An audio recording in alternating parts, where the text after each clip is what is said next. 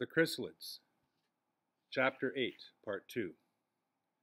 The other six in the group were Michael, who lived about 3 miles to the north, Sally and Catherine, whose homes were on neighboring farms 2 miles further south, and therefore across the border into the next district, Mark, almost 9 miles to the northwest, and Anne and Rachel, a pair of sisters living on a big farm, only 1.5 miles to the west.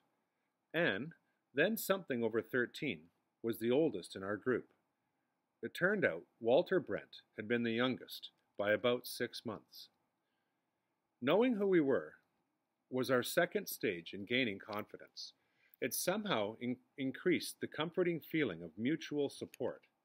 Gradually, I found that the texts and warnings against mutants on the walls of my home stood out at me less vividly. They toned down and merged once more into the general background. It was not the memories of Aunt Harriet and of Sophie were dulled or anything. It was rather that they did not jump so frighteningly and so often into my mind now. Also, I was soon helped out by having a great many new things to think about. Our schooling, as I have said, was sketchy, mostly some writing and reading from a few simple books, and of course from the Bible and repentances, which were not at all simple or easy to understand, and a little bit of elementary math. It was not very much equipment. Certainly, it was far too little to satisfy Michael's parents, so they sent him to a school over in Kentuck, and there he began to learn a lot of the things that the old ladies at our school had never even thought of. It was natural for him to want the rest of us to know about these ideas too. At first, he was not very clear, and the distance being so much more than we were used to gave us all trouble. But presently, after a few weeks of practice, it became much sharper and better, and he was able to hang on and hand on to the rest of us pretty nearly everything he was being taught. Even some of the things he did not understand properly himself became clearer when we all thought about them together. And so, in that way, we were able to help him a little too, and it pleased us to know that Michael was almost always at the top of his class. It was a great satisfaction to learn and to know more.